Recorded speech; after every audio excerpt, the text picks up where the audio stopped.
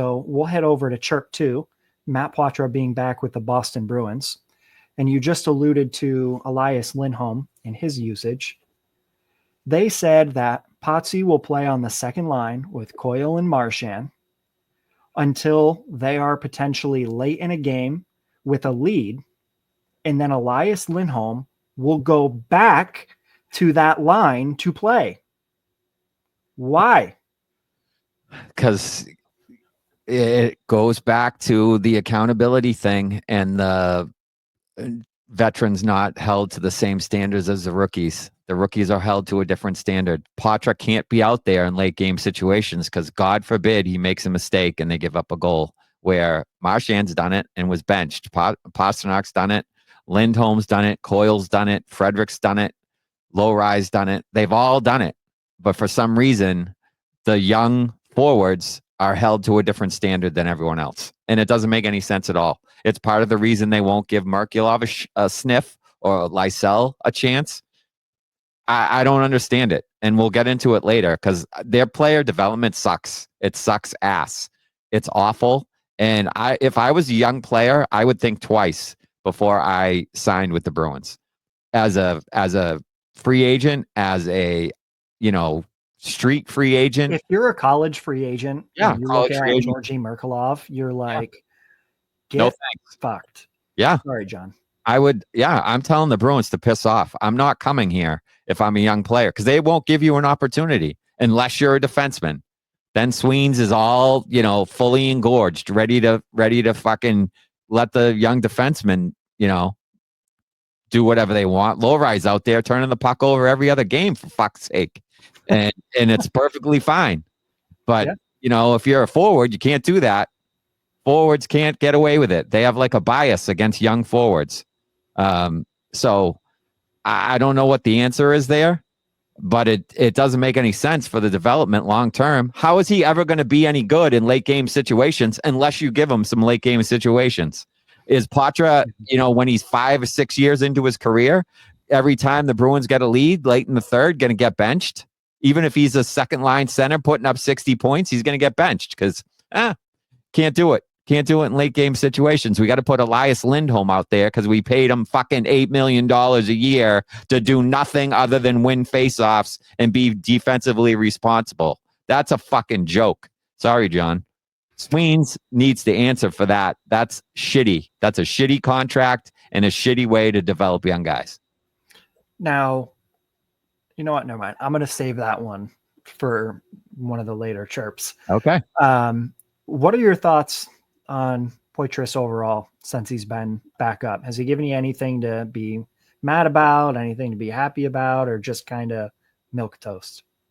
He's been up and down. I mean, when he first came back up, the very first play he made in the first period, maybe even his first shift, was a 2-on-1 where he makes a great, I think it was a backhand pass, like waits for the defenseman to go down, holds it long enough, threads the needle with a perfect pass to Frederic, and Frederic scores. Great play. Showed some poise with the puck, which you don't see a lot from guys on this team, never mind young guys on this team. You don't see it from many guys at all on this team. Brandon Carlo's doing that. He's throwing it into the defenseman's body. Charlie Coyle's probably holding it, taking it around the net and totally not getting a scoring chance. So, the fact that he made the play is good. Along the wall, I think he's still a little bit green. Like he's still a little bit timid. Not necessarily soft.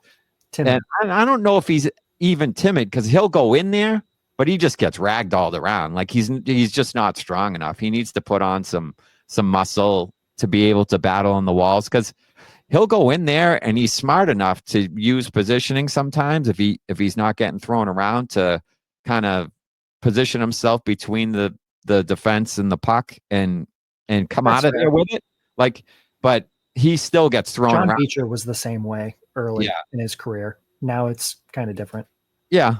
So, I still don't love his play along the wall. I talked about this a few times on the post game. This whole, or maybe it was just you guys in the text, but this whole, like, when he's done with his shift, his body language coming back to the bench fucking blows. It's terrible. It's like, throwing the head back. I've tried my hardest and I'm skating as hard as I can to the bench because I'm just completely exhausted. It's like, dude, just skate hard to the bench. Enough with the slump shoulders and bullshit. Like, I know you're tired. Everybody in the NHL at the end of a shift is tired. Just get to the fucking bench and stop with the, with the antics about it. Like, yeah, everybody can see, but it makes it look like you're out of condition. That's what it shows. That's what it demonstrates. It makes it appear like you have a conditioning problem, not that you're exhausted from trying so hard. It makes it look like you don't work hard enough in the off season. So cut that shit out and just do it the right way. That one thing totally bugs me about him. But the rest of his game, I like. Like, I think he can be an asset. Just one small part. Just for the playmaking. Well, it is a small part because it's like once the shift is over and you're just skating to the bench, like, figure that out. Like, you don't have to do I'm going to the bench and I'm so tired. Like, just go to the bench. So getting back to the good parts, though, he has a playmaking ability that they need on the team, clearly. And I think he can be, his upside, I think, is a second line center. Like, I think he could be a 60-point guy. I don't think he'll ever score a lot of goals. I think he might be like a 20 goal, 40 assists guy. And if you're talking highest that he can go, maybe he gets to like 20 and 60 and he's an 80-point guy. But that's the ceiling of all ceilings. That's as high as he is going to get. That Don Sweeney middle six player. And I know. And I hope he makes it there. I hope he is that guy. I hope he's an 80-point guy on the second line. That's, David Krejci light, that he's can make the plays and he can score a little bit.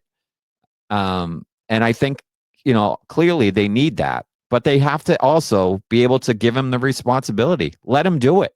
Let him be out there. Let him make mistakes. Let him play in late game situations. Let him play on the power play. Hell, let him fucking penalty kill. I don't give a shit. But, like, put him out there and let him grow into the role is what I'm saying. Couldn't have said it better myself.